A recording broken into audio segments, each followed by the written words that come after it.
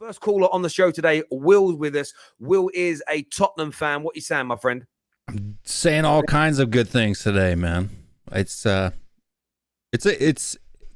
60 million is a lot. I mean, he's got 2 years left on his contract. So if you think about it, Gabriel Jesus, who's arguably about the same level of a striker with 1 year left on his contract, cost him what, 45? So you say last year your contract that drops by at least 20 million.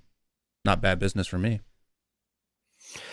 Listen, it's one of those things. This is one of those transfers where if he starts to score, if he performs, if he delivers, the price tag will be forgotten in an instant.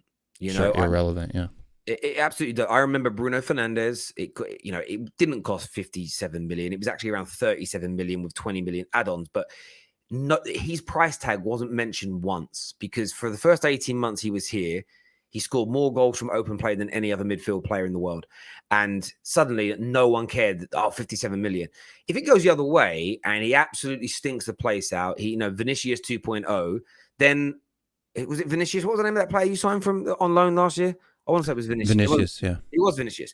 Like, if it's him, then, of course, the price tag is going to be focused on. It's going to be bantered and lauded over and stuff like that. But what's your take on Spurs fans that are really underwhelmed by this and frustrated by it? What's your thoughts and feelings on that?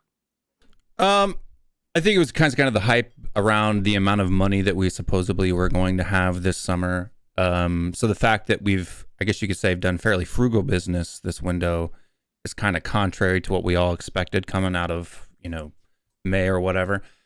I don't think that they should have necessarily reservations on the price. I think we've only spent, including Basuma right now, we signed almost 6 players. If Lenglet gets 100% across the line, and we've spent not even 80 million yet, right? So yeah. I don't think anybody should necessarily be upset about it. And like a lot of people are saying that Richarlison isn't at Jesus's level, but I don't buy that logic because Richarlison starts over Jesus for his country, and they've scored almost the exact same amount of goals over their time in the Prem. So I don't see how Jesus is playing on the City side, who creates 2 to 3 times the amount of chances that Everton has over the last couple seasons. So yeah, look, it's one of these things with Richarlison. He's a player that, again, I don't necessarily think.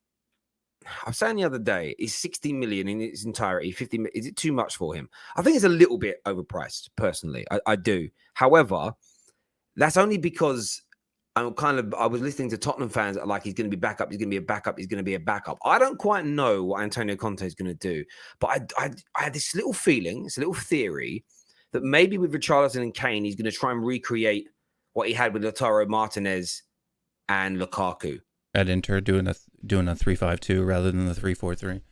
Maybe that's kind of it. And people say, well, what, because Son, the great thing about Son, you can play that guy anywhere. You can play him in any kind of capacity. Now, I don't know what that does to him. And it may not be that he uses them both in every single game that way. There could be a fluidity to the formations. It could be that's the Champions League formation and the Premier League formation is a little different. Teams have done those things before as well. And Antonio Conte has the palette and experience to be able to drill his team into being able to do that. But what Richarlison does give Tottenham now is that versatility. He gives you something extra. He can play off the flanks if he needs to. He can play through the middle and cover Harry Kane. And I think the cover for Harry Kane is an important point. But I believe he's going to feature quite heavily in this team. Whether some Spurs fans or rivals want to agree with it or not, I don't think you drop this much money for a player that's only coming in every now and then, League Cup games, if you've got any, say you qualify after game 5 in the Champions League, you start game 6. I don't see this guy being a backup. That's why that you buy Danny Ings to do that, in my opinion. Yeah. You go and buy Danny Welbeck to do that. You don't drop 60 million pounds on anybody to be a bit part player. That's the only thing about it that's not made sense to me. The backup stuff is a little bit just more banter towards the Arsenal folks because of the amount of praise that they've been giving Gabriel Jesus, which isn't a bad signing, to be honest with you. I think he's a good player too. But Kulusevski isn't a locked-in, guaranteed starter over there on that right-hand side either. So you could move Son over that way. I think it just depends on. I think it gives us a lot of tools to be able to break teams down. Whereas we were very stuck in that 3-4-3 last season. Like that's all Conte did, right? The starting lineup was 100% predictable.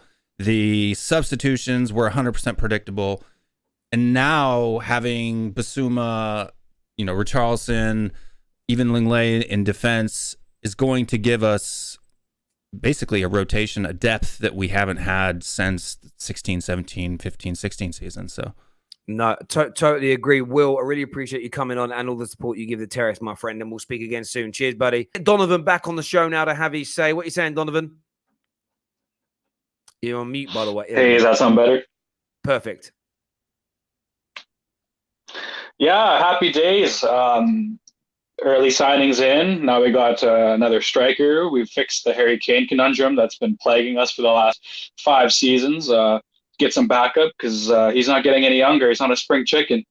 And I think we can put a title challenge together. We'll fly under the radar. I know Conte is going to be smart about it. He's not going to put his chest out in the media and start putting the pressure on.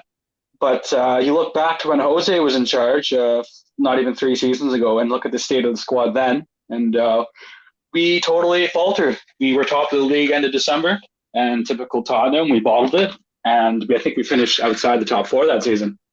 But now with the backing and our new stadium rocking back to full capacity, we have the opportunity now to do what the likes of United and Liverpool have done, is have a fortress. And all things are looking forward to at least a good top 4 finish. Yeah, listen, I mean, title challenge. I mean, that's a big claim. What do you think Antonio Conte and these new signings are going to bring to Spurs to give them the continuity and the consistency to be able to challenge this brilliant City and Liverpool team for the title? Yeah, well, these players aren't coming in from another league. I mean, Perisic maybe, but Basuma and Richarlison, 50 goals in an Everton team that's a mid-table, barely any service, carrying them on the back for the last 3 years. He knows what to expect. He brings a little level of shithousery that you want in a team, right? Nothing against Harry or Son or Kulusevski, but that's not that type of player they are. They don't know what it's like to go up against the opposing center backs and really give them problems in physicality and get under their skin. They're the good goal scorers and they're good technicians, but you got that flair.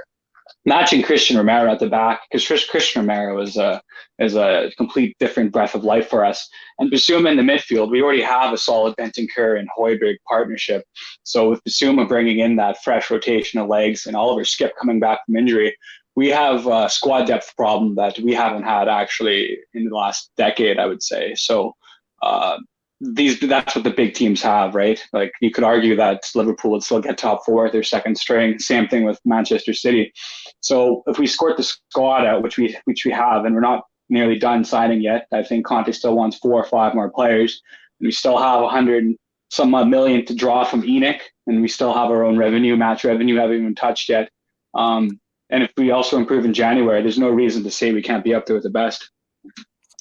Listen, Donovan, I like the confidence, my friend. I really, really do in backing your team. Thanks for calling in and having your say. Really appreciate it, my guy.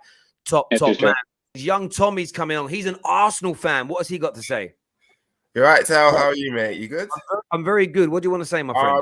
Richarlison, good signing for Tottenham. What I rate, he's a quality player. Kane needs competition. Like if Kane gets injured or suspended, Harry Kane. He needs competition. So Richarlison's a good signing for them. Sorry, Everton fans, you've lost your player, but yeah, good signing for them. Like I said to people, Tottenham will challenge for the title. Conte's not here to get top 4 all the time. He's here to win trophies and win the league. He ain't here to get top 4 all the time. He's here to win the league. But yeah, they will challenge for the league. I think they will challenge Liverpool and Man City and finishing above Liverpool. Interesting. If Liverpool, because Liverpool lost Mane, and if Diaz struggle, if Nunes doesn't hit the ground running, then Liverpool could be in trouble, and Tottenham could finish above them. I'm not saying they could, but it's an interesting one. But I just want to say, good signing, Tottenham fans. You're looking bright for the future. And if you guys win the league, I am gonna faint. If you lot win the league, I am gonna cry and faint. But congrats. I wish you the best.